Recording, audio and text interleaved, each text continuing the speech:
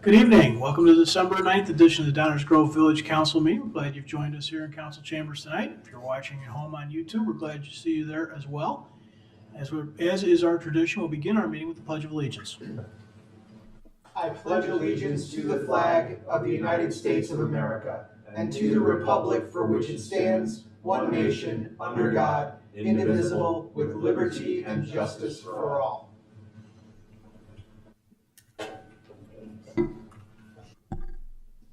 Rosa, would you please call the roll? Mayor Barnett. Here. Commissioner Sadowski-Fugit. Here. Commissioner Gilmartin. Here. Commissioner Tully. Here. Commissioner Davenport. Here. Commissioner Sarver. Here. Commissioner Rowe. Here. Welcome, everybody. Tammy, you can hear us okay? I hear you really well, almost better than being there. Awesome. Hopefully we'll sound smarter too. Thanks all. Is there a motion to allow electronic participation? So moved. Second. Comments or questions? Please call the roll. Commissioner Tully. Aye. Commissioner Sadowski-Fugit. Aye. Commissioner Rowe. Aye. Commissioner Davenport. Aye. Commissioner Gilmartin. Aye. Mayor Barnett. Aye. That passes. Welcome to the meeting again, Tammy. Thank you. Good to see your faces. For those in the audience, over on your right, there are a couple of counters. On those counters are copies of tonight's agenda if you'd like to follow along. Item 3 are minutes of previous council meetings. Is there a motion? Mayor Barnett, I move to approve the minutes of the Village Council meeting from December 2nd, 2025 as presented. Second.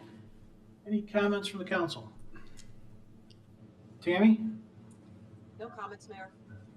Rosa, please call the roll. Commissioner Tully. Aye. Commissioner Sadowski-Fugit. Aye. Commissioner Rowe. Aye. Commissioner Sarver. Aye. Commissioner Davenport. Aye.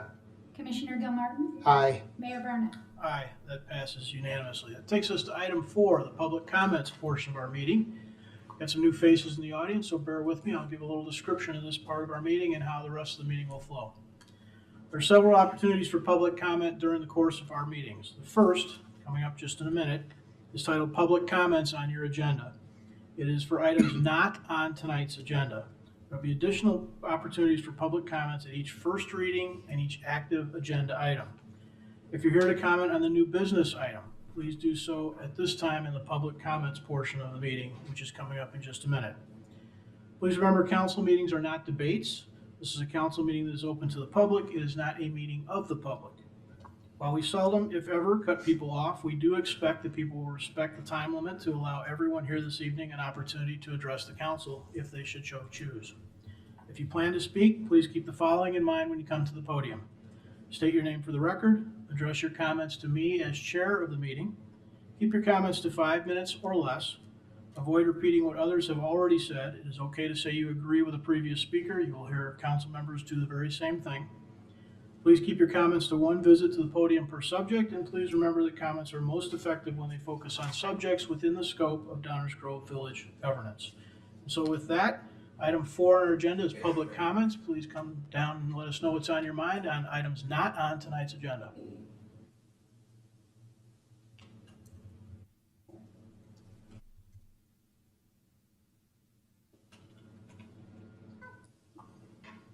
Hello, my name is Bernali Quintia. We are allowed to speak on the new business item, correct, Mayor? Absolutely. I just have one really quick statement to make, and it's addressing something that you said at the meeting. You made the comment that you would not want the immigrant community to have a false sense of security. I want to assure you that no one has a false sense of security. Immigrants are very wise, we are very brave, we know who we are, and we know what's safe and what's not safe. So having a statement or a policy saying something about ICE in our community is not going to make anyone have a false sense of security. It just is a matter of saying that we are in solidarity. That's all. Thank you. Thank you. Others, items not on tonight's agenda or on the new business item.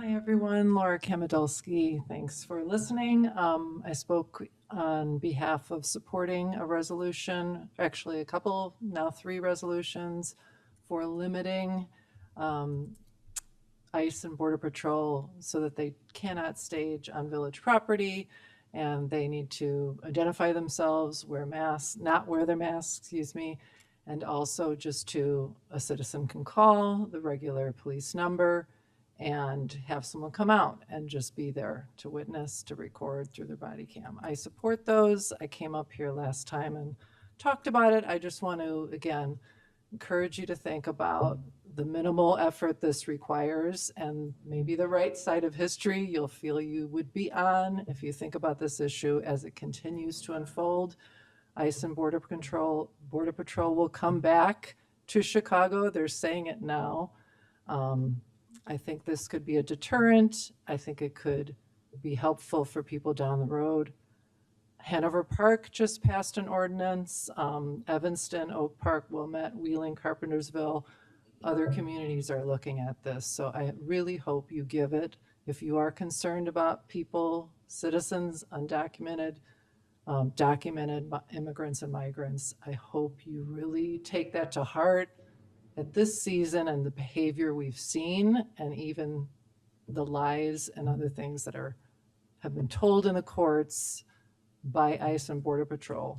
And really what's coming out of the mouth of our president almost daily, it's white nationalism. I don't know what to say other than that.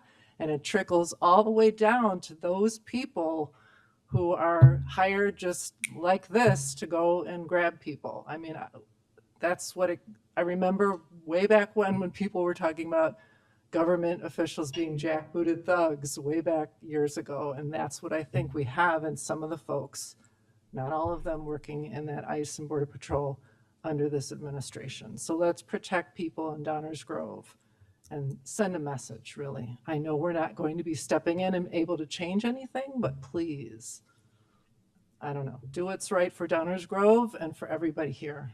We're people, and that's what's in the Constitution. No taking people like this without due process. Thank you. Thank you.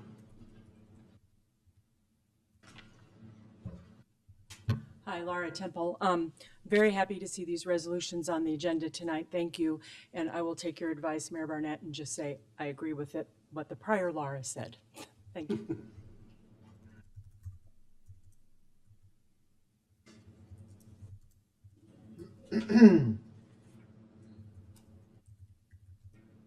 I support this discussion and sentiment behind it. I do have some concerns about language. I do words for a living, so I know they're important. Many of you up there do as well. And I think you definitely need to make sure that this is phrased properly and in a fashion that is consistent with what the village can actually do, that you manage expectations, because in your own language and your own words and the materials you talk about, it's important to take all necessary steps to ensure safety and protection of all Downers Grove community members. You cannot ensure the safety of the Downers Grove community members or anybody else. And so, as I understand it, the process will be to appear, observe, hopefully deter bad behavior, but in terms of ensuring safety, which is in response to Kuntia's comment, you can't do it. And so I think that it is important to take this stand, but I think you have to be very careful about how you phrase it and how you say it to manage public expectations, because the last thing you need is somebody, the cops were there and they didn't do anything. Well, they can't do anything to speak of except be there and monitor. And so you need to make that clear and manage expectations. Thank you.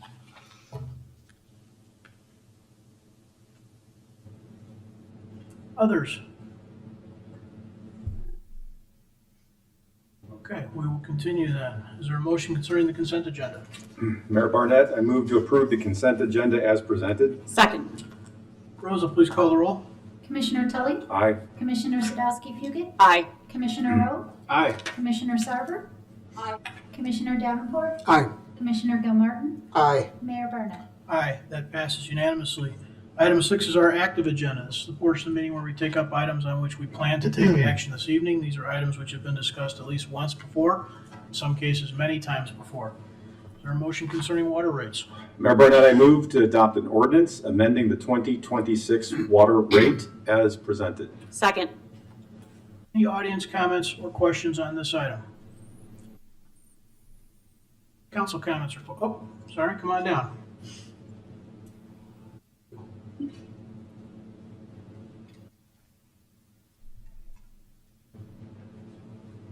Evan King, Downers Grove resident.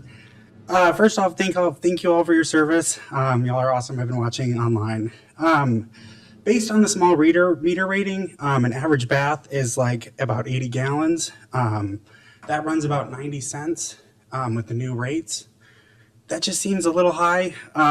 Proposed on the new ordinance, there's been a 9% last year, a 9% next year, or this year in 2026, and then a 6% 2027. I just wanted to express my concern about the proposed water rate increase. Raising rates by 9% 2 consecutive years, followed by a 6%, is a very steep and difficult burden for residents to absorb. Water is a basic necessity, and such aggressive increase place unnecessary strain on households that are fighting rising costs already. On top of rate hikes, the village is also raising stormwater fees. When combined, these increases are squeezing residents, families, seniors that are doing their best on rising costs. I understand the village may need additional funding for maintenance and infrastructure of the increases, but it does feel disproportionate and unsustainable. I respectfully ask the board to reconsider the pace and the changes and ask for alternatives. Thank you.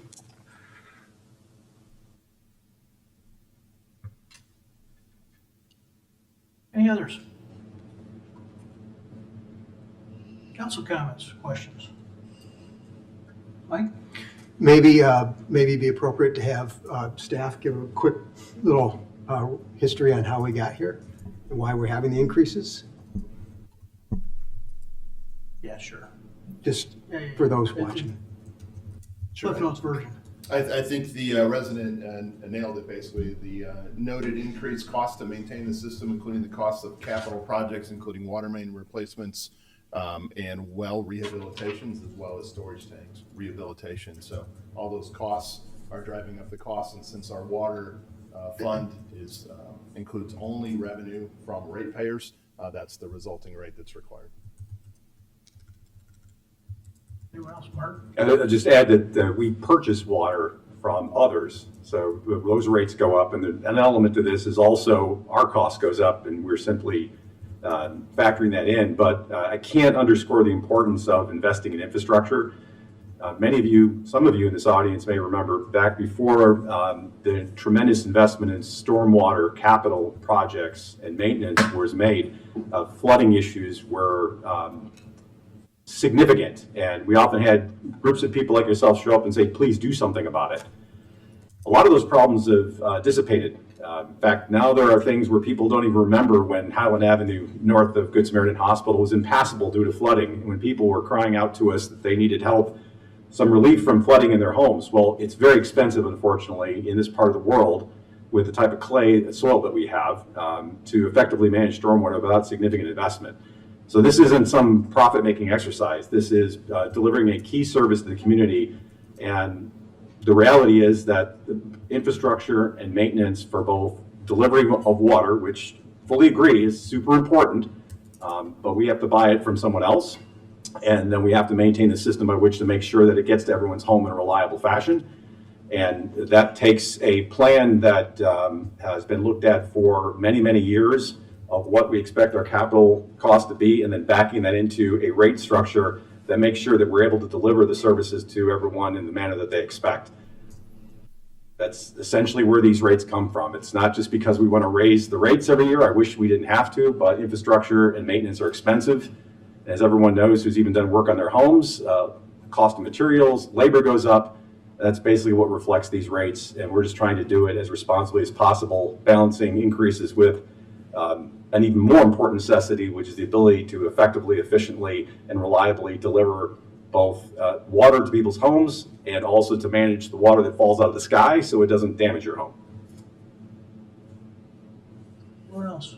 If I could just add too, I think, these are things that we really don't have much of a choice about and need to be done.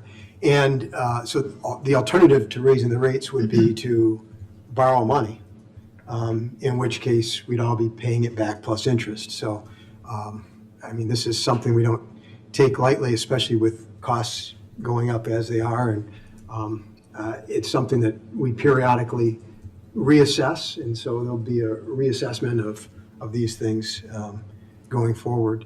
But right now, unfortunately, this is the best solution for Downers Grove. Thank you. I'll add a couple of things. First of all, Adam, I'm glad you saw it. One of the things we do try and put a lot of effort into is transparency. And one of the things that you'll find we're not the only ones that do it, but probably in the minority, is some of these very clear, specific funds. So there's a water fund and a stormwater fund. They're easily identifiable, both in terms of where the revenue comes from and where the expenses go. Some places that just becomes a piece of a big property tax bill, much harder to follow, if you will. It's an important thing. I think that I hope residents appreciate, even if they don't appreciate the numbers. Mike had mentioned reassessment. I'll get the math wrong, but it's about every 3 years or so.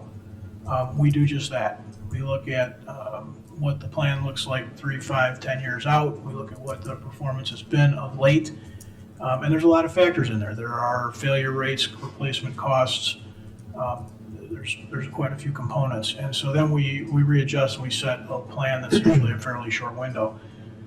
Dave, I was wondering, one thing just might be, if it's easy to do, I guess is what I'm getting at here. Otherwise, people that were interested could ask. But is there a way that we could throw the link into the agenda or the minutes maybe of this meeting to that previous, most recent study? I think we can find a way to put it in a prominent spot on the agenda page or somewhere on the front page of the website. So we can link to the 2024 study. Is that what you're looking for? Yeah. If folks want to dig a little deeper and see some of what's behind this, that is out there and available. Will do. Thank you. Mayor, if Sure, Chris? just a quick question. Is this a rate we raise every year? Not necessarily, but most of the time, We have because an- we try to keep up with the inflationary cost of purchasing Okay. water and the inflationary cost of the maintenance activity. So almost every year, yes. Okay. Thank you. Anyone else? Rosa, please call the roll. Commissioner Tully, Aye. Commissioner Sadowski Fugit, Aye. Commissioner Rowe, Aye. Commissioner Sarver, Aye. Commissioner Davenport, Aye. Commissioner Gilmartin, Aye. and Mayor Burnett. Aye. Passes unanimously. Is there a motion concerning stormwater utility rates? Mayor Barnett, I move to adopt an ordinance amending the 2026 stormwater utility rate as presented. Second. Any audience comments or questions on this item? Council comments or questions? It's a very similar story. Rosa, please call the roll. Commissioner Tully, Aye. Commissioner Sadowski Fugit, Aye. Commissioner Rowe, Aye. Commissioner Sarver, Aye. Commissioner Davenport, Aye. Commissioner Gilmartin, Aye. Mayor Burnett. Aye, that too passes unanimously. Is there a motion concerning funding the EDC? Yes, Mayor Barnett, I move to authorize the annual 2026 funding to the Downers Grove Economic Development Corporation as presented. Second. Any audience comments or questions on this item? Council comments or questions? Rosa, please call the roll. Commissioner Tully, Aye. Commissioner Sadowski Fugit, Aye. Commissioner Rowe, Aye. Commissioner Sarver, Aye. Commissioner Davenport, Aye. Commissioner Gilmartin, Aye. Mayor Burnett. Aye, that passes unanimously. Is there a motion concerning funding downtown management? I move to authorize the annual 2026 funding to the Downtown Management Organization as presented. Second. Audience comments or questions on this item?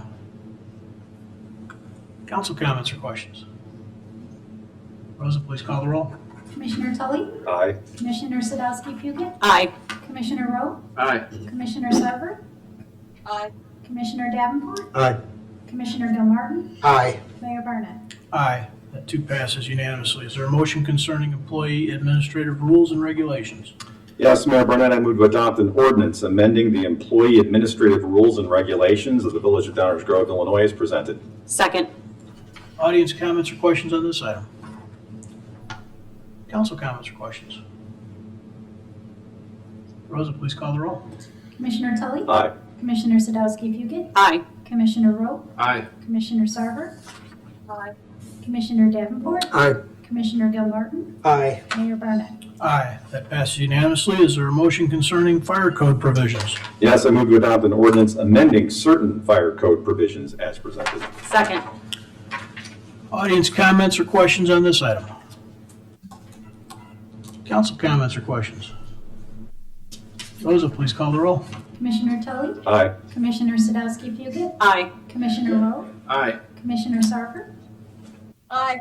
Commissioner Davenport, Aye. Commissioner Gilmartin, Aye. Mayor Barnett. Aye, that passes unanimously. That ends our active agenda and takes us to our first reading.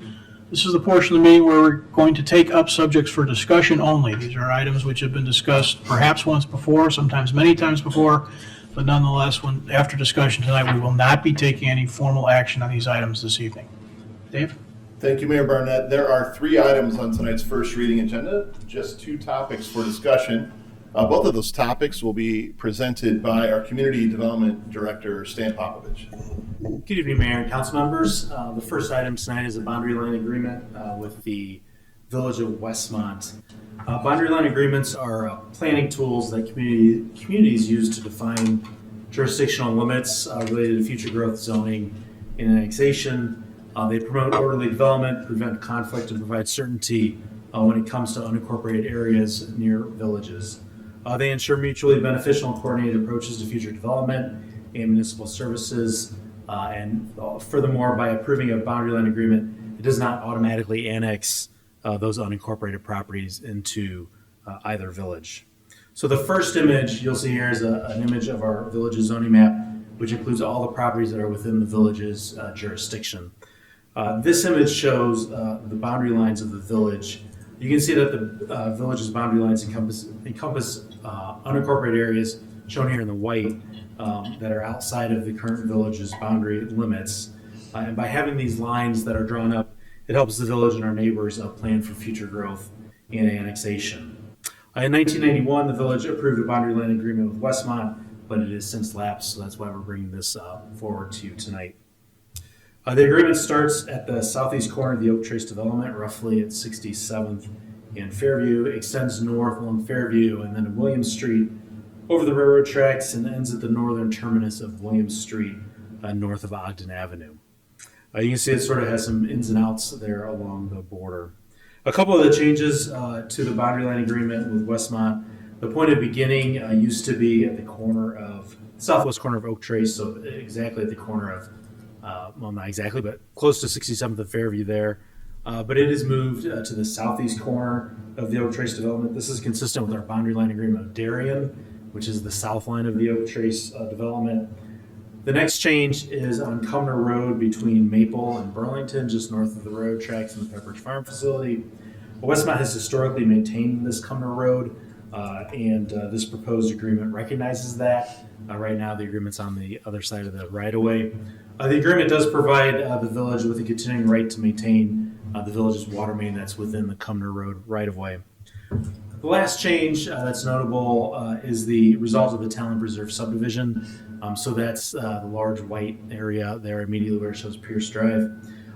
As a result of the annexation of the Talon Preserve subdivision, Williams Street immediately to the east of the subdivision became incorporated within the village.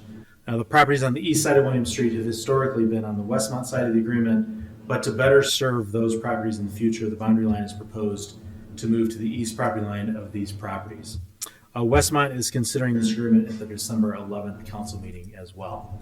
I'm happy to answer any questions the mayor and council members might have. Thank you, Mayor. Thank you, Stan. Any audience questions or comments on this item? Okay, council comments, questions?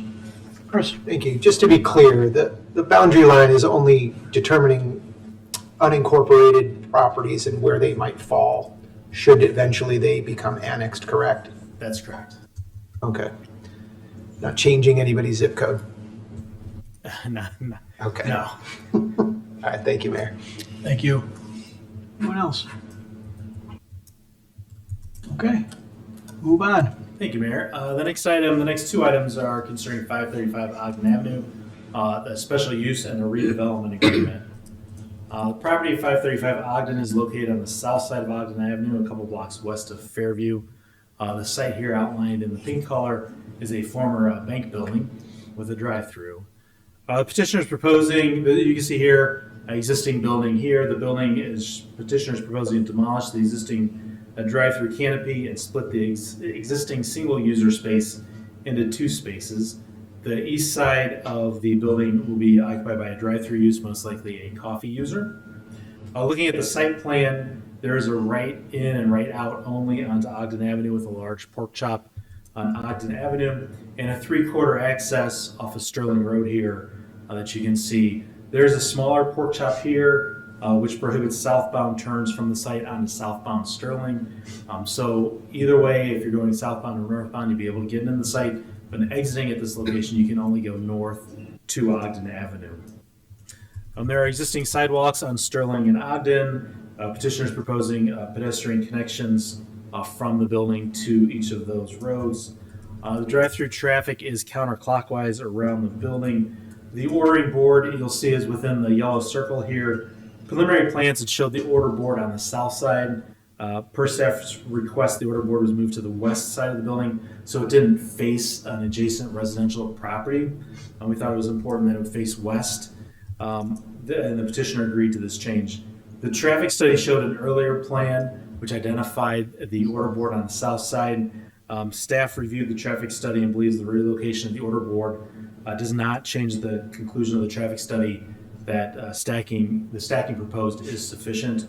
And so staff agrees with that as well, that stacking should be sufficient at this location. If we look at the Guyan DG comprehensive plan, this property is a corridor commercial property.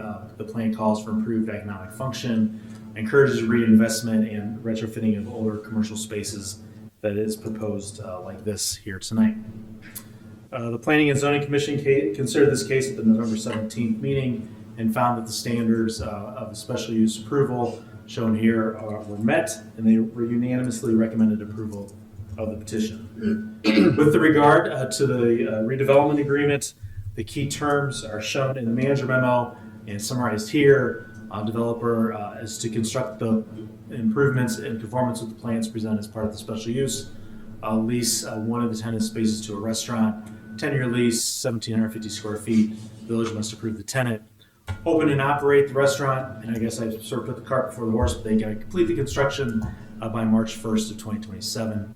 Village's key terms are to consider the special use petition, review and approve the required tenant, and upon project completion, reimburse the developer for all TIF eligible expenses up to $250,000. Vic met the developers here as well tonight. I'm happy to answer any questions, Mayor, for you and the council, or if there's any specific questions of the development, Vic will be able to help out as well.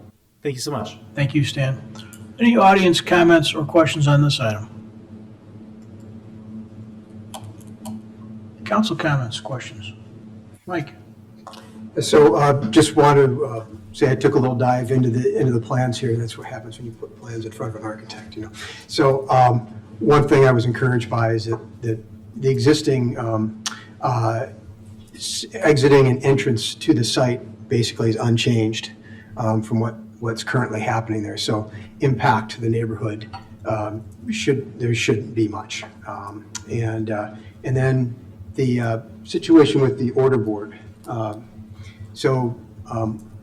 I had spotted this, and as much as I trust and respect staff's opinion on this, the fact that the traffic study is a requirement in this, I would feel more comfortable with an opinion from the traffic engineers that the difference in location with that order board won't affect the amount of stacking because the queuing is different, right? So since that's a requirement as part of the process, I really think they should be the ones demonstrating that it's going to be okay.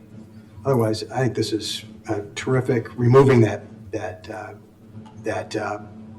canopy too is something that I really appreciate from an aesthetic with this, because probably could have tried to make something work keeping it, and it wouldn't, it would have looked like something that was left over. Seems like a great proposal, and that's all I have to say for now. Thank you. Thank you. Anyone else? I have a comment. Oh, go ahead, Tammy. Can you hear me? We can, absolutely. Okay, so as one of the 6 people that actually belong to Byline Bank, I can attest to the fact that there was not much traffic through their drive-through. In all seriousness though, I'm concerned that if a coffee shop moves in, like that really busy one in Lisle, I don't know if it's Lisle-Naperville border, but it's a coffee shop that the students at my former university used to go to, and the lines were crazy. And so kind of building off of what Mike said, I'm a little concerned about whether that area can handle or accommodate the traffic if that does have the potential to be an extremely popular drive-through coffee space. Mayor, if I could, we'll start by asking the petitioner to get the updated opinion from the traffic engineer on the queuing, so we'll do that. And this queuing and operational impacts of the coffee shop have been a major part of the review process. And if appropriate, I'd like to invite Mr. Mehta up to the microphone to talk about the steps he's taken to ensure that the coffee shop tenant that we may be looking for is not likely to have the impacts that are happening in a certain store in Naperville. It's not a 7 Brew. Thank you. I appreciate the comments about the concerns, and obviously everybody's seen what's happening in Naperville with the 7 Brew. And I wish I could share the final brand that's going to be coming here, but we're really excited about it. One of the key things to point out, this is a brand that's more of a coffee house. They're taking almost 1,800 square feet.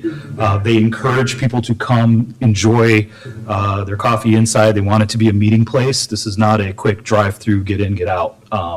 So I think it's going to be great for the community, and especially for some of the teenagers as a place to gather and meet with friends. So we've heard the concerns. Trust me, I tried to get 7 Brew. It didn't work out. Decided it won't support it, or Dutch Bros or anything along those lines. So it is a national chain, but it's a little bit different brand, a little bit different business model.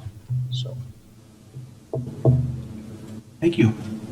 Thank you. any other questions, or while I'm here? Yeah. I got a few more questions, so I'm always here. Yeah, so, and I'm assuming the reason why we have the change on the drive-through is because of how close this property is to the property south, since we are below the normal distance setback. Thank you.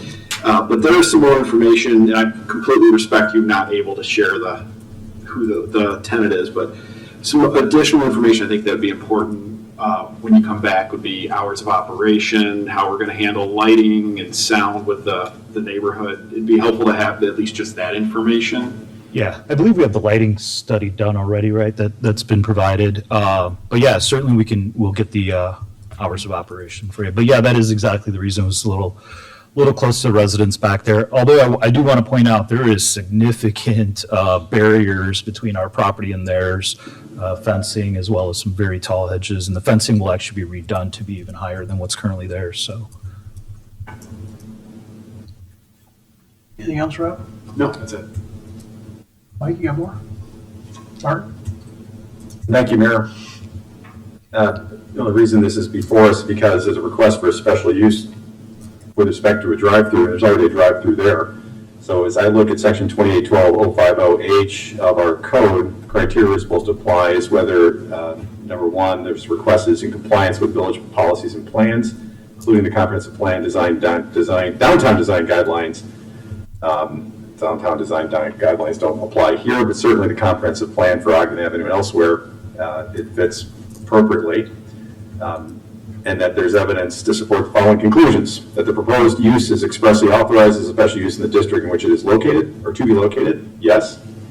That the proposed use at the proposed location is necessary or desirable to provide a service or facility that is in the interest of public convenience and will contribute to the general welfare of the neighborhood or the community. Sounds like the both proposed uses will do so.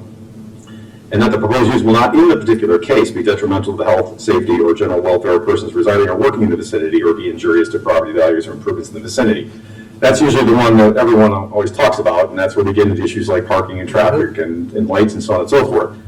But I am principally compelled by the fact that, and having remembered when the Byline Bank was approved, that the determination was that a drive-through was appropriate for this spot. It's been appropriate for this spot, so I haven't seen any evidence or indication to date. I'll wait and see what additional information comes before us that would suggest any different treatment for this one. And if so, we always have 2812-050G3, which allows the village council to put some conditions on the property in order to ameliorate any concerns about health, safety, or general welfare of persons in the vicinity. But so I would just say, I haven't seen anything that suggests that this shouldn't be approved under our code, particularly because it's on Ogden Avenue. There's already a drive-through there. But if any information comes forward that there need to be adjustments with respect to ingress, egress, or staging, or things like that, we have the ability to impose those restrictions, and I think that would be a reasonable and appropriate thing to do. That's all I have, Mayor. Thank you. Chris? Yeah, I just want to clarify, this is an existing structure that we're just reusing? That's correct. Okay, so that's a plus. I think that's a real plus. And I just want to thank you, Vic. This is one of many investments in our town. We appreciate you keep coming back to us, and I look forward to supporting this. I like everything I hear about this. It's my town too, so it's important for me, so. Thanks, Vic. Thank you. Anyone else? Hey, Vic, I got a question for you. Oh, sorry. All right. Just kind of continuing a little bit on Chris's thread with the existing building, despite the fact that you're removing part of it, should we expect that the construction and reconstruction process will happen all on site? Yeah, 100%. Any other? Okay, thank you. Okay, thank you. As we wrap up the first reading, I just want to add a few more thank yous. Thank you to Brian Gay and everybody on the EDC Executive Board who helped us review and ultimately recommended approval of the redevelopment agreement. Their input is invaluable. Thank you so much for that. And that ends our first reading tonight. Thank you. Thank you, Dave. Just as a reminder, with a full house audience here, that these will all be subjects that are talked about again at least once in the future. So if there's something about it that you have an additional question on, don't hesitate to ask, or if you want to come talk about it more, please keep an eye on the agendas. Attorney's report, Enza. Thank you, Mayor. 2 items to present tonight. The first is an ordinance approving a special use for 535 Ogden Avenue to permit that drive-through, and an ordinance approving a redevelopment agreement with Investia LLC for the property located at 535 Ogden Avenue. Both will appear on next week's active agenda. Thank you, Mayor. That is all. Thank you. Dave, is there a manager's report? No, sir. Thank you. Okay, mayor's report this evening concerns appointing and reappointing members to village boards and commissions. We have a resolution prepared. Rosa, would you read that resolution, please? Yes, I can, Mayor. A resolution appointing and reappointing members to village boards and commissions, whereas Mayor Barnett has made the following appointments to village boards and commissions. Now therefore be it resolved that the Village Council of the Village of Downers Grove does hereby confirm the following appointments. Board of Fire and Police Commissioners. Reappoint Jillian Muckrat as chair to a 3-year term expiring on August 31st of 2028. Reappoint Daniel Bondavalli to a 3-year term expiring on August 31st of 2028. Community Events Commission. Reappoint Michelle Lytle to a 3-year term expiring on August 31st of 2028, and appoint Greg Elisha to a 3-year term expiring on August 31st of 2028. Environmental Concerns Commission, reappoint Lisa Dantoft to a 3-year term expiring on August 31st of 2028. Appoint Gabriella Baldassari to a 3-year term expiring on August 31st of 2028.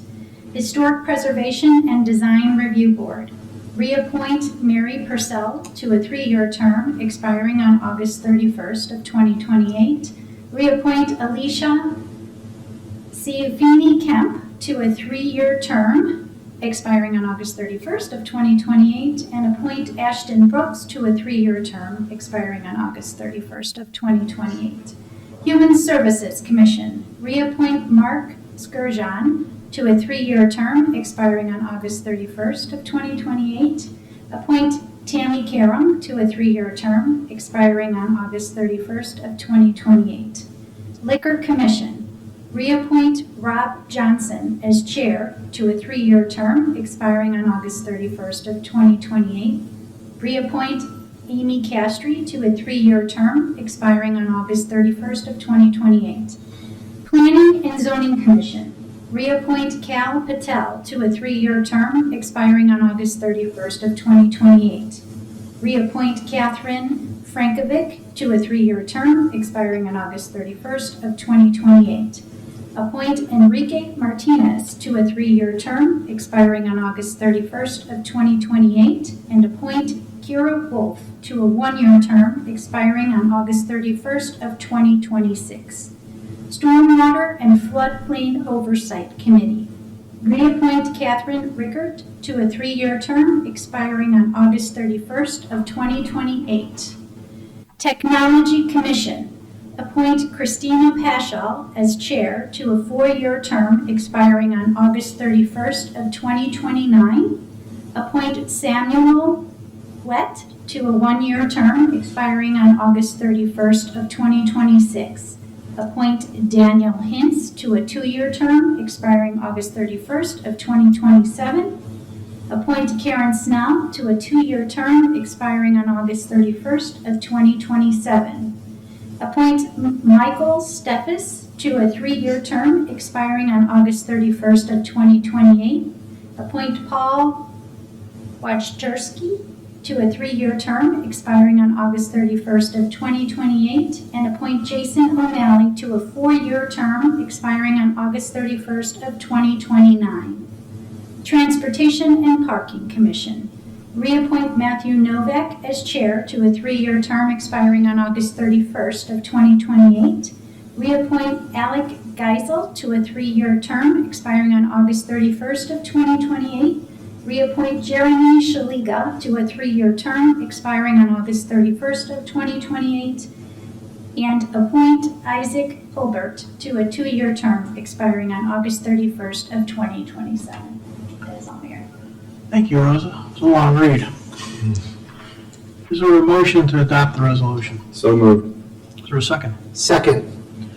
Any council comments or discussions? Chris, please. I just want to say thank you to all of those who participated in this process. I was fortunate enough to talk to many of you and appreciate all of your willingness to participate. We actually have a boards and commissions discussion coming in the next few months, and I anticipate that will mean more engagement with you. So thank you so much for willing to serve your community, and we look forward to working with all of you. Thank you, Mayor. Thank you. Anyone else? Martin? Likewise. Well said. Won't repeat my colleagues, but I will thank my colleagues. Thank you all for your help in this process. It is a lot to do and a lot to go through, and I couldn't do it without the help I got. And I don't usually call people out, but in particular, I want to thank Commissioner Gilmartin. The Technology Committee is a bit of a revival, and so there was quite a bit more work just getting that group together. So we appreciate it. Thank you. My pleasure. Rose, would you please call the roll? Commissioner Tully? Aye. Commissioner Gilmartin? Aye. Commissioner Rowe? Aye. Commissioner Sarver? Aye. Commissioner Davenport? Aye. Commissioner Sadowski-Fugit? Nay. Mayor Barnett? Aye, that motion passes 6-1. There are two more components to the mayor's report tonight. Pursuant to state law, I also reappointed Tim Nash to a 3-year term to the Fire Pension Board. Why is that separate? We have a few things that are a little bit separate. That is one of them. Library Board of Trustees is another, many of you might be familiar with. Not all of them go through the exact same process. So I have appointed Tim Nash to the Fire Pension Board. And finally, if you were following various council meetings over the last 6 months or so, one of the things we decided to do was reinstitute liaisons to other boards or other governing bodies. And so I believe the following village council liaison appointments: Martin Tully to the Downtown Management Corporation, Rob Rowe to the Library Board of Trustees, Leslie Sadowski-Fugit to the Downers Grove Park District, Tammy Sarver to School District 58, Mike Davenport to School District 99, and Chris Gilmartin continues as our representative to the Economic Development Corporation. And I promise Mr. Davenport was totally random draw. Probably hard to believe, but it's true. It's like a divine thing to me. Thank you all. Okay, we will continue then to council member reports. We have a new business item tonight, so we will start with Commissioner Sadowski-Fugit or Commissioner Rowe. Got a favorite? Sure. I'll start. I will not rehash everything that I said at the previous meeting, 2 meetings ago, so in November. So if you missed that, you can go back on YouTube and watch it. But in the spirit of trying to move forward with this, given all of the interest in it, I did speak at length with Commissioner Rowe to kind of try and figure out what type of language might be appropriate. Similar to what our commenter said, this is absolutely just kind of a first draft from us at what, I guess, the spirit of what we would like to see. But of course, nothing that would move forward after this would happen without, a lot of attorneys' eyes looking at that. But really, this was an effort to try to get everyone on board and understand that we cannot prevent the federal government from doing what they are doing. But we do take the safety and well-being of our community seriously, and so trying to come up with something that we can all agree on moving forward.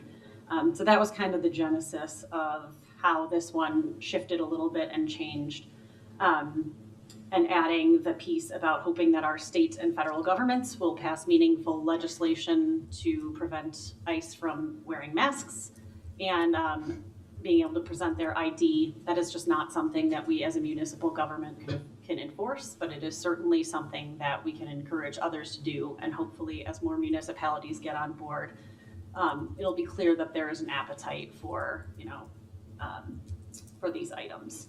So I don't have a whole lot more to add to it. I feel like I spoke plenty last time, so I'll pass it over to Commissioner Rowe. All right, so you guys deserve a little more explanation since I have changed my vote. And the main reason why I was looking for a little more authority. I wanted to do a little deeper dive, which is obviously what you've seen in there. With my background, I wanted to see how courts were interpreting these exact facts, which is what I dug into. I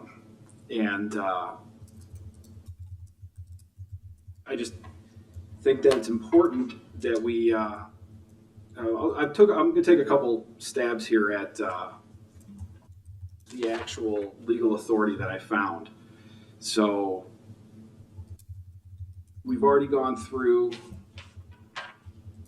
the findings in Chicago.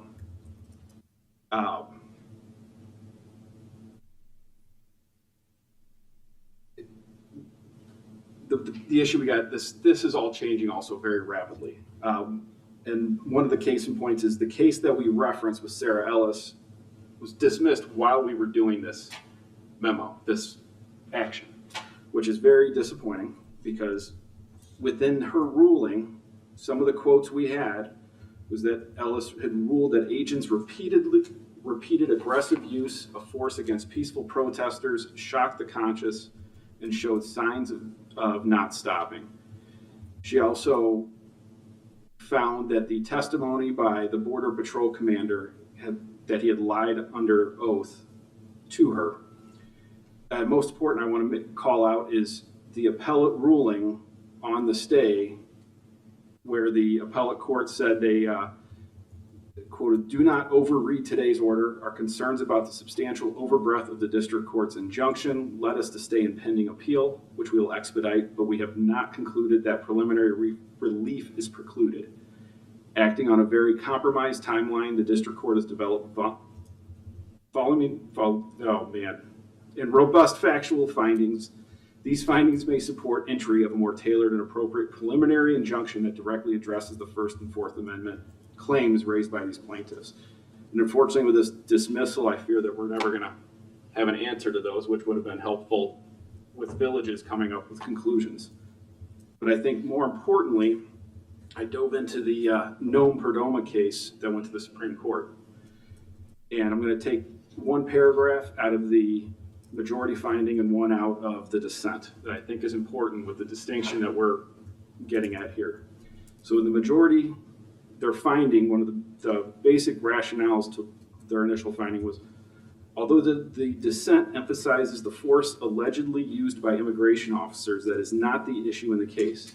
The district court enjoined the government from stopping individuals for questioning based on several enumerated factors, which those were in the were cited.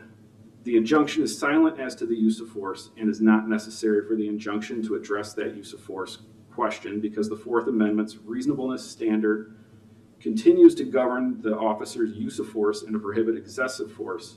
To the extent the excessive force has been used, the Fourth Amendment prohibits such action and remedies should be available in federal court.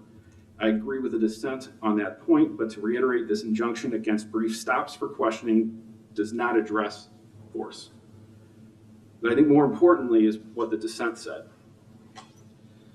So I'm going to read another one, obviously. The dissent found immigration agents are not conducting brief stops for questioning as the concurrence would like you to believe. They are seizing people using firearms, physical violence, and warehouse detentions. Nor are undocumented immigrants the only one harmed by the government's conduct. The United States citizens are also being seized, taken from their jobs, and prevented from working to support themselves and their families.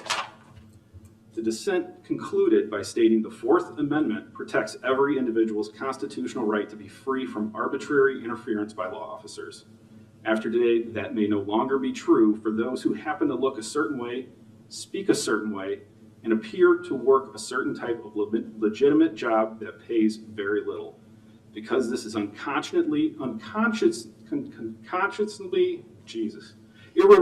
irreconcilable with our nation's constitutional guarantees, I dissent. So my deep dive into what the courts have already been saying is that we absolutely have the authority. They are telling us that having ICE in our villages is creating a risk beyond what we are able to handle right now. I do agree that this is, I'm not asking the council to pass what Leslie and I crafted as the perfect final result. And I'm not even sure whether everything we wrote is within our power and authority. And already I've heard a comment that I totally agree with the correction of the word ensure. So I appreciate that. What I am asking the council to agree to do is move forward with this new business item so we can continue this discussion and we can work with staff to pass a resolution within the guardrails of the Supremacy Clause, the Trust Act, and the Safety Act. And it's consistent with the other villages. And one more important piece touches back onto how things are drastically changing is that today the state passed legislation that adds some more guardrails and some more rules on how we're going to handle immigration policies. And that specifically in the governor's address, he listed schools, hospitals, and courts as places that will protect immigration status, and these settings will now be required to complete organizational planning to uphold the rights of those they serve and the right of enforcement activity. And we need to take time to examine this legislation contemporaneously with this to make sure that we're consistent on all fronts. That's all. Okay. Anyone else?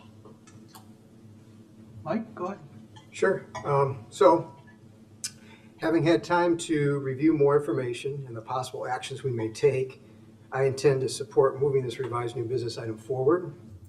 However, as I stated when we discussed a similar new business item a couple weeks ago, I remain opposed to any language in the stated objectives suggesting that our intent is to ensure community members' constitutional rights are not being violated. I sincerely wish we could, but this is a promise we can't keep.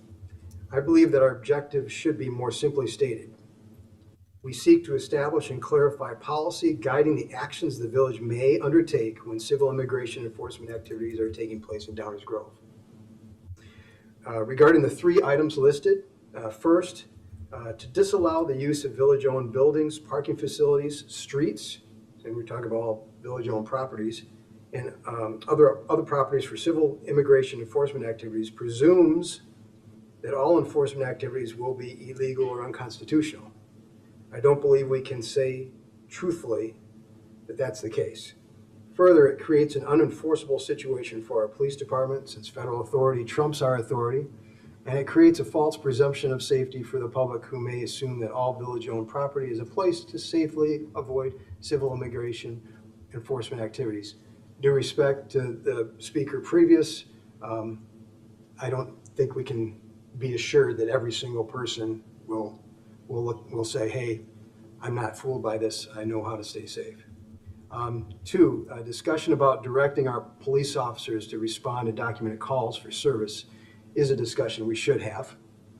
And 3, I would like further discussion about our ability or lack thereof to require federal officials who are conducting immigration enforcement in our village to present a warrant, display agency-issued identification, and remove face coverings. Otherwise, how do we know if these people are who they say they are? I definitely support encouraging our federal and state legislators to pass meaningful legislation in this regard. I would like to add a 4th item to consider. I'd like to consider prohibiting the use of village-managed data systems or platforms to support civil immigration enforcement, since I believe this would constitute cooperation in violation of the Trust Act. This includes the use of access to any village-managed or controlled data, information, technology system, communications network, or digital platform for the purpose of facilitating, supporting, or assisting civil immigration enforcement. And then finally, any resolution that we adopt should include a statement that nothing herein shall be construed as an intent to interfere with lawful judicial warrants, criminal law enforcement, the Trust Act, or the Safety Act, and then possibly some additional legislation that the state just passed. So that's all I have to say for now. Thank you. Thank you. Chris or Mark, anything to add? Go ahead, Mark. Sure. And I'm not going to repeat what I said before. I sincerely empathize with the sentiments behind this.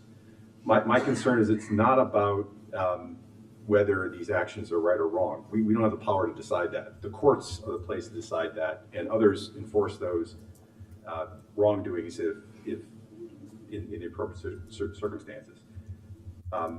My concern has always been about the appropriate role of local government.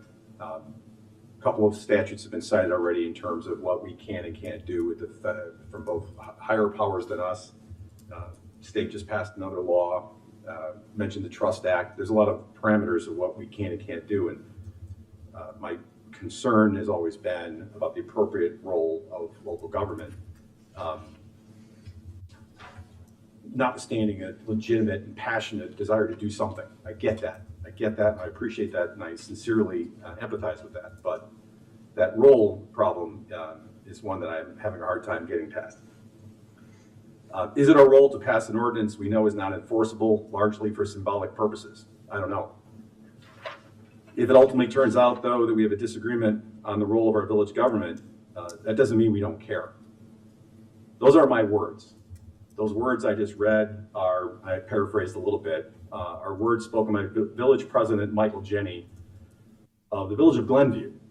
So yes, other villages are looking at this. Some villages have taken action one way. Other villages have basically said what I just read from Glenview, which is they have a concern about whether that's the proper role and whether doing something that is openly acknowledged to be primarily, if not exclusively, symbolic is what we should be doing as a municipality. So there's a difference of opinion out there in terms of whether local governments should be weighing into this space or not. Some have, some haven't, some have stayed silent. And I just want to be clear that having that difference of opinion does not mean that someone doesn't feel strongly about this issue or have very strong personal feelings about it.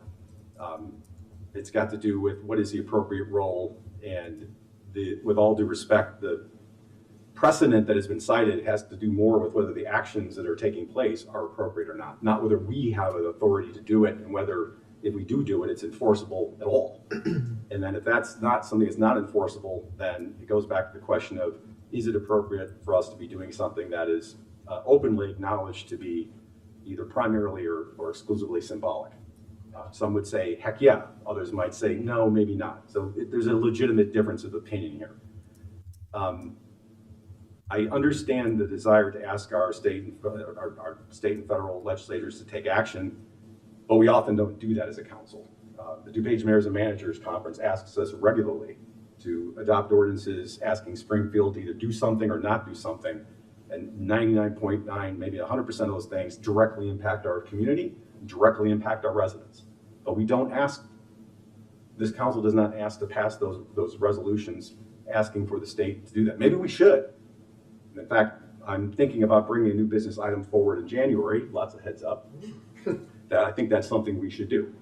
This council is given direction from, not direction, but given a request from DuPage mayors and managers on a regular basis to take positions on legislation to be communicated to the state of Illinois that directly influence the health and welfare of our residents.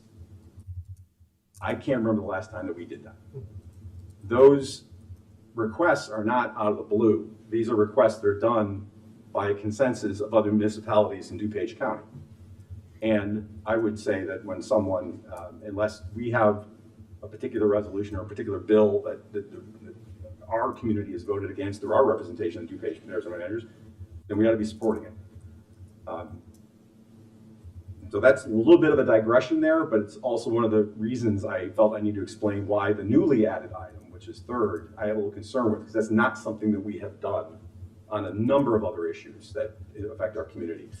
Maybe we should. So I'm going to bring that forward because I think that's something that if we're going to go down this path, we should do it for more than just this. But at the end of the day, I still have concerns about whether this is heartfelt and as well-intentioned as these measures are, whether it's the appropriate role of municipal government. That's my issue. Thank you. Thank you. Chris? Yeah, sure. Get there. Yep. So I'm not going to repeat a lot of what has been said. I think Mike touched on a number of things that I am interested in looking at, which would actually expand this resolution, things like data usage, proper identification, those types of things. So I'm interested in having that discussion as we move this forward. I look at it a little differently than Martin. I appreciate your comments. I look at us as a home rule municipality. And I think as a home rule municipality, that's not just our ability to sort of put taxes on whatever we want to put taxes on. I think that's the most common way we think of that. But really, and I'm no lawyer, but I did a little research, and it appears that our home rule authority is pretty broad when it comes to our village property, our village personnel, and how our local resources are used. So I actually look at this I think it's absolutely in our priority or in our prerogative to make this kind of thing. I think where maybe we're getting a little hung up is we are not making a resolution that is going to directly stop this activity. We are limited in many ways in what we can do, but we are also not under any sort of obligation to support what these federal programs, these federal organizations are pushing forward. And so the resolution that's here, I don't necessarily see as symbolic. I see it more as taking ownership of what we can in our community to try to prevent what I think is an organization that is overstepping its bounds in its enforcement and what it's looking to do. So we can, I think, talk about what goes into this. I am less concerned about whether or not this is going to be held up because I believe as a home rule community, we have this ability. And I think there are cases, and again, I'm not a lawyer, and I'll spend some time as we get further in this discussion, maybe pointing out what I think is that reason if anybody cares. But I am absolutely interested in continuing this discussion. I appreciate the willingness to address this.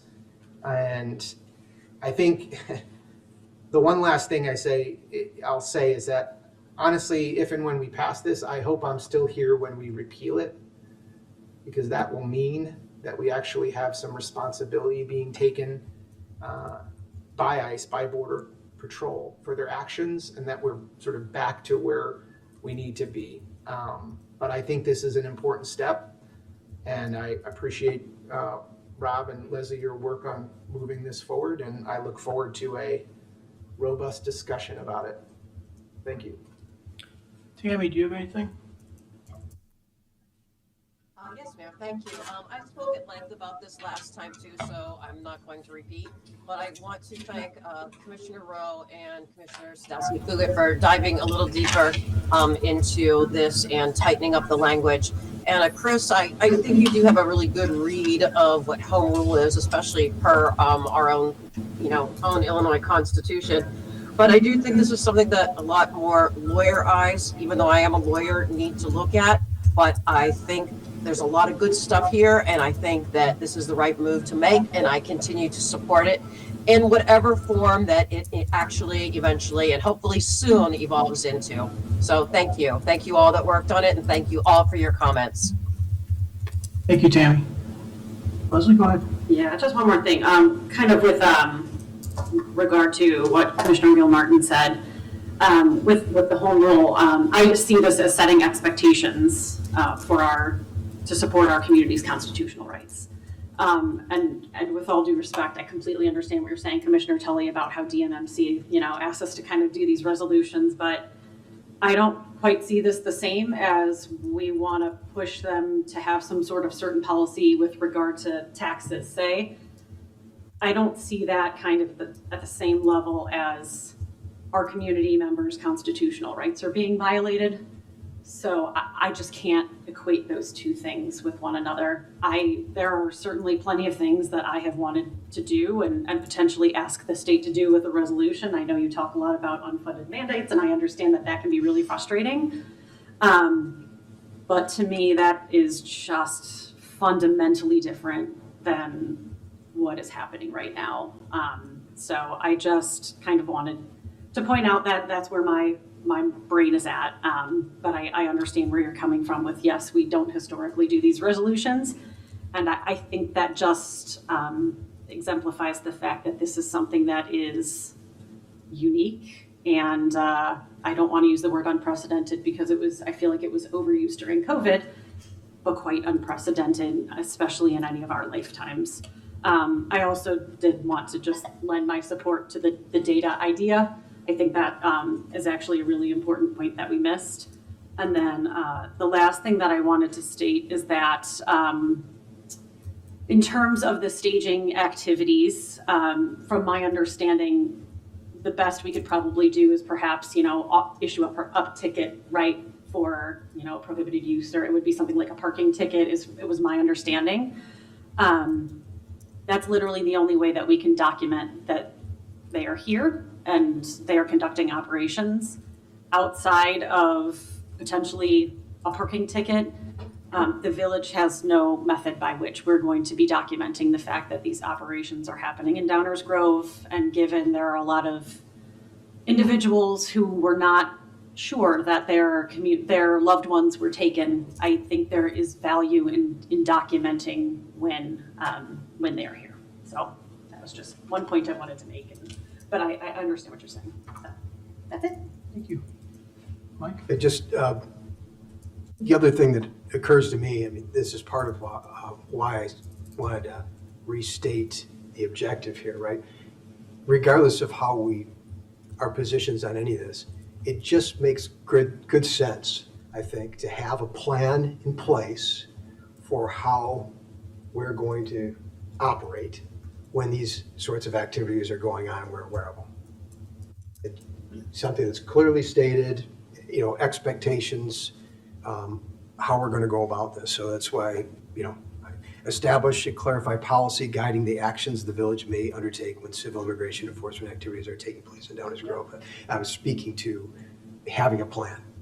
And that's fundamentally, I think, my goal in this.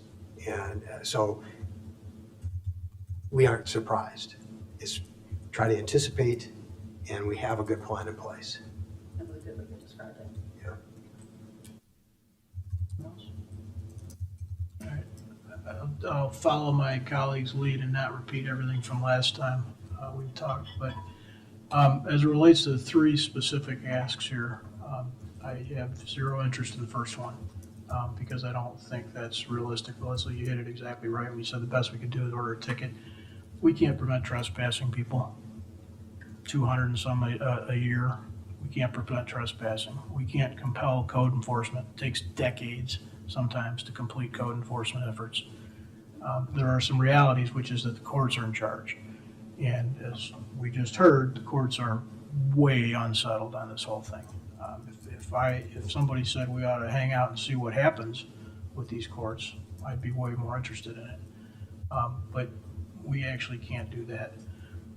The item 2, I have no interest in that either because I'm unconvinced that that's an issue. I have not been made aware, nor do I believe, frankly, that our police department has ever been called and asked to do something and refused because they believed it to be immigration related. If there's some evidence of that, maybe so, but our police department jumps when everybody says, I need help. Anybody, anytime, any situation. We don't direct them on anything other than to do an exceptional job of public safety, and they do that every day. As it relates to item 3, I'm all in on that. Item 3, Martin, I got to disagree with you a little bit. We maybe haven't done as much as DMMC would hope, but we have written numerous statements that have been trying to lay out our expectations and describe what we think our values are. We did it. On sort of a technical issue with townships. We did it on Black Lives Matter related stuff. We did a couple of them during COVID. And then frankly, many of the proclamations that are issued, those are not ordinances. They are demonstrations of what we think is important and what we think is appropriate values ought to be. I would support that wholeheartedly and welcome an opportunity to help draft such a thing. I think what you see from what we would find there is we'd have 7 authors who couldn't find a way to cut the words down enough to send something. But I think that's probably a good thing. So I can get behind a piece of this.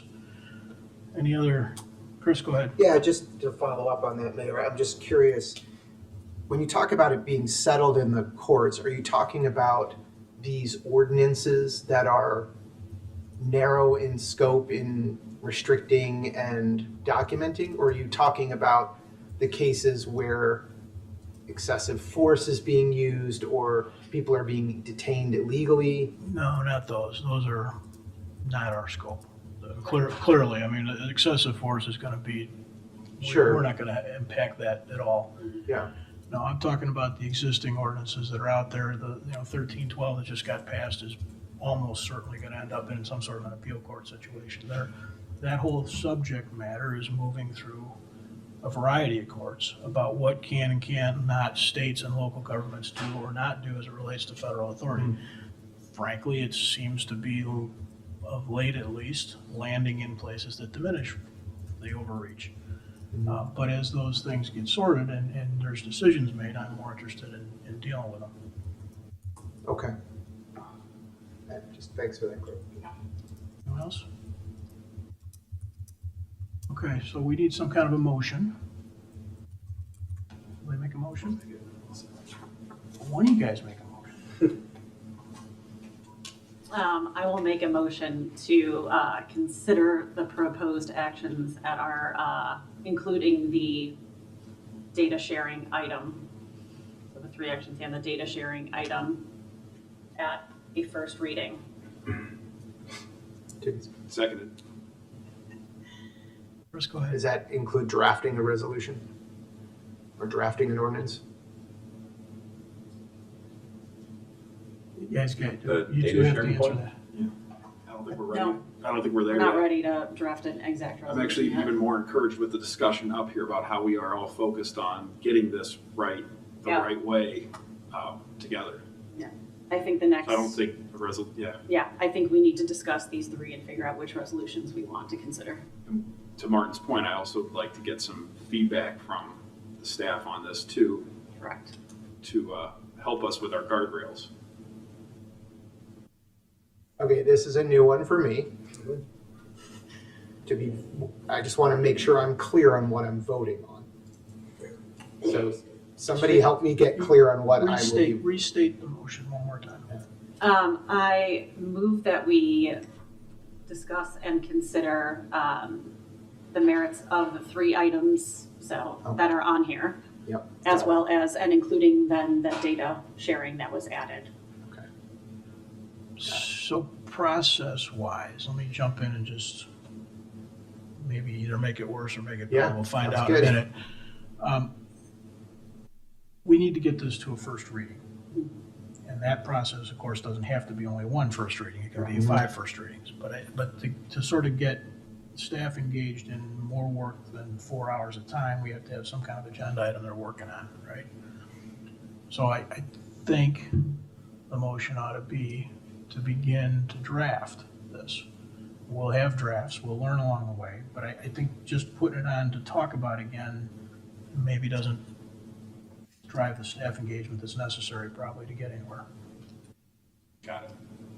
Yeah, I mean, it's just, this one is just to get it on the first reading, and I don't think that typically these new business items are to the level of which ones do we want to include and which ones don't we. So I think in order to do that, we're gonna have to have a draft of each of the 4 items. Mayor? Are you getting clarity? Yeah. So I want to make sure I'm clear. Are we talking about 3 or 4 separate resolutions, or are we talking Yes, about? they would be separate. Oh. Because some we may not move forward with. Well, we've had resolutions where we've had components in there that we took out or we amended, but it was still one resolution. So my vision of this, what I thought was we were discussing was draft a resolution that includes all the things that we talked about. We'll come to first reading. I'll say, no, I'm the smartest guy. This needs to be in there. You'll all tell me I'm wrong, and it won't be. Or we'll agree to add From something staff's else. perspective, what is easiest? Well, some of these are resolutions, some of these are ordinances. I was gonna say, So yes. That's why they can't. And that's why they, you can't do it all in resolution. Yeah. If you really want to have the effect that I think everyone is asking for Okay. here, It's some of these have to be separate. more than a resolution, Yeah. Okay. which hopefully we can repeal later. Yeah. Yes. Agreed, Martin. Agreed. So Okay. draft resolutions or. The appropriate or instrument ordinances The to appropriate, implement or the new business resolutions item. or ordinances as appropriate.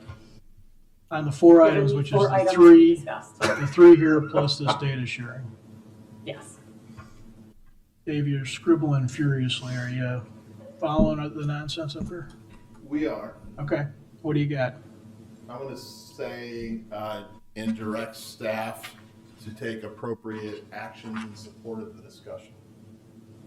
They know what Okay. They are right now. Okay. Ordinance or All right, resolution. is that okay with the two of you? That's fine. Sure. Yep. Your subject. Is that clarity enough It for is you? clear enough. Martin, You have a motion and a second?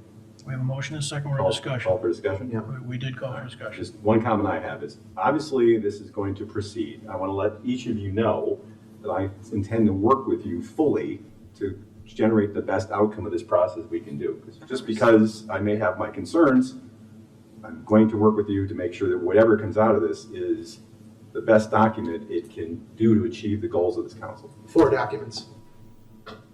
Maybe. Potentially. Not 4 documents, yeah. Well, ordinances and resolutions, because they have to be the appropriate instruments to implement the council's will. Yeah. Any other comments or discussions? Just as long as the staff is not concerned with this discussion or have clear direction on it. Do we need a time limit or something?